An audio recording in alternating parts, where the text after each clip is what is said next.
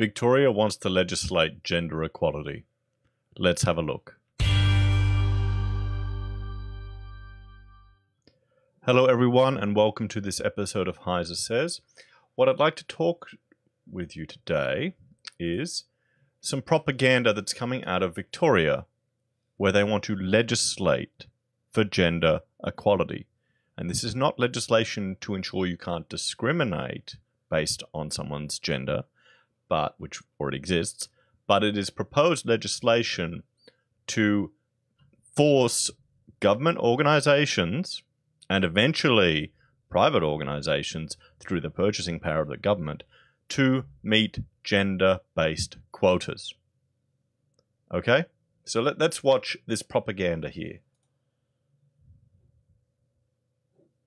It's time we ramped up our efforts to achieve gender equality, because the fairest and safest Victoria will only be possible when women and men are truly equal. Notice how she says the fairest and safest Victoria when women and men are truly equal. But they have a crime problem in Victoria at the moment. They've got violent crime is up nearly 20%. The only crime that's gone down since 2016, 2017 is drugs, but everything else has gone up. The news is full of home invasions and huge fights by gangs. And maybe this is happening in Victoria because you're bringing in cultures that aren't compatible with the one that you have there already. But yeah, so no, we need gender-based legislation. That's what we need. That'll make it safer and fairer for everyone. When you're actively discriminating against half your population, well, men are actually the minority, so you're discriminating against a minority. How does that bloody well work with your ideology? That's why the Andrews government has drafted a bill for gender equality in Victoria, and now we need your input. What we'll be looking at, and the reason why I wanted to quickly put this together, is their website where they're seeking public engagement. This is an opportunity for normal, sensible people to have their input to kind of destroy their chance of saying we had 80% people say that this was an important issue. Because that's how this type of thing happens. The only people that participate are activists and people who really have got nothing better to do with their time. And I've seen this happen with the Institute of Architects. They put out survey after survey and they get all this feminist rubbish come in, and then they'd put in quotas policies to get gender equality on the boards and on all the committees and these things. Because the only people that are taking the time are not the ones who are busy running their practices. They're the academics and the people who aren't actually in business. So they have time to do all the paperwork, or they have a political agenda. And that's what will happen here if we don't flood it with sensible, common sense people who want a merit-based society. Victoria's turning into our version of California. You know, maybe it's a lost cause. Gender equality isn't happening fast enough. Despite recent gains made for women in our country, global rankings show that Australia has actually been moving backwards. I bet if you implement this, it's going to move backwards even more. We haven't really had a recession in Australia since Paul Keating, with the recession Australia had to have. I think a generation needs to wake up to what bad times actually are and realize all this socialist crap will just lead us down a bad path. Wait till you have 20% unemployment and double-digit inflation again, or interest rates. The gender pay gap still exists. It's a gender earnings gap. It's illegal in Australia under current legislation to pay someone differently based purely on their gender. Maybe their negotiating skills are different.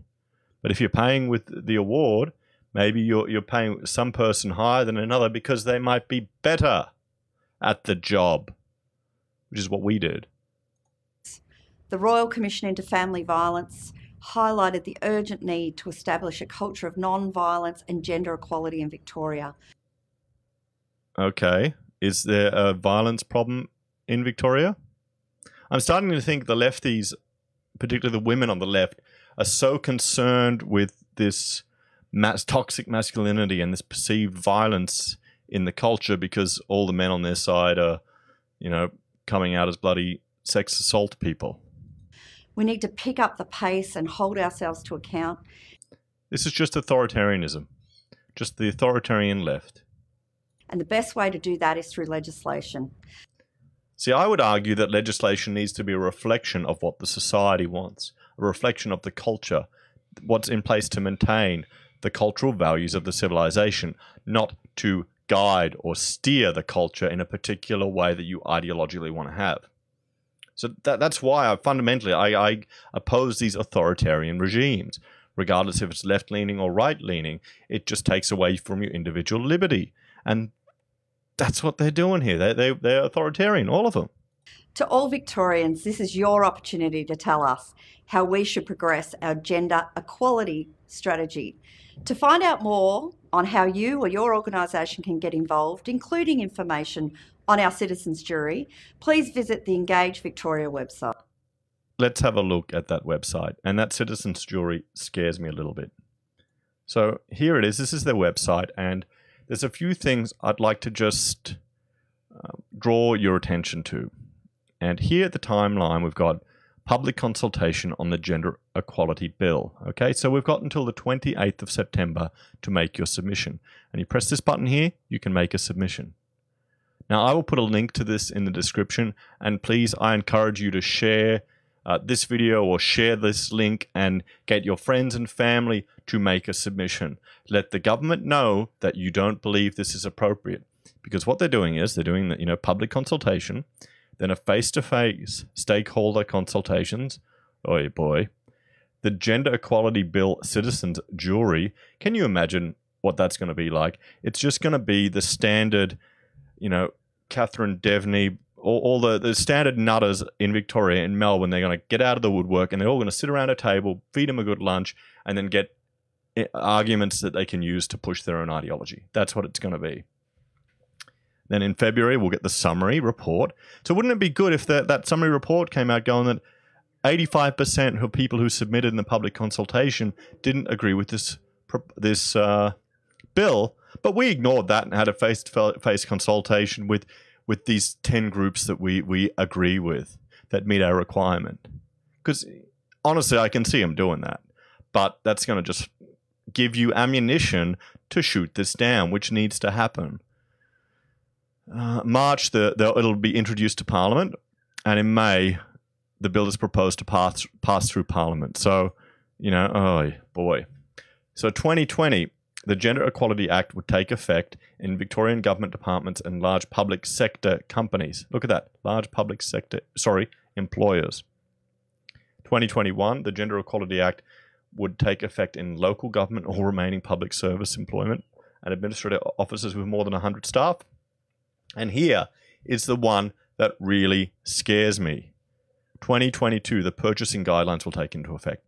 Now this is when they will make purchasing decisions, the government, with all their tax money, which frankly, the majority of it comes from men. Okay, there is a discrepancy in the earnings gap. So that means more men are paying for the tax. And you can look at my other videos. That's statistics. And then they'll be using it to push this discriminatory legislation. Now, similar thing is happening with the federal government and Indigenous-run businesses. So particularly with their construction contracts, if you have an Indigenous-run business, you can get certain points or you can apply for certain tenders. Now, I had a meeting with a gentleman who was employed by a large construction company here in Australia. He was an Indigenous sports star, and he was part of their Indigenous engagement division of the organisation. And what they were doing is they were reaching out to get young people jobs, and he was bridging the gap between some of these people who were the first generation getting a real job. Their dad may be in prison, and he's the first one getting an apprenticeship, and being able to tell management, going, okay, you got to cut him some slack because he doesn't have a pair of shoes, or he doesn't have the right pants and things like this. And that I have respect for a business taking their own initiative, putting their own money to wanting to drive their own social change. If they're not blastering it all over anything and just getting there and doing it, that earns my respect. But what's happening now with this legislation, everyone's setting up these dummy companies where you've got half Indigenous ownership, and do they even do any work? Do they even get the opportunity to run the business? You tell me. I've seen a lot of them that it really doesn't look like they are. So it turns into a bit of a joke. I can see the same thing happening here. I mean, hell, my business is 50% owned by my wife. So I'd probably tick some boxes here. It'd be fantastic. But can you imagine just what it can lead to? It's just going to be unfair. It's going to be discriminatory. Let's have a look at a few other things in the bill. This is the video we watched. So all Victorian government departments, public sector entities with over 100 full-time employees. So what are they calling public sector entities?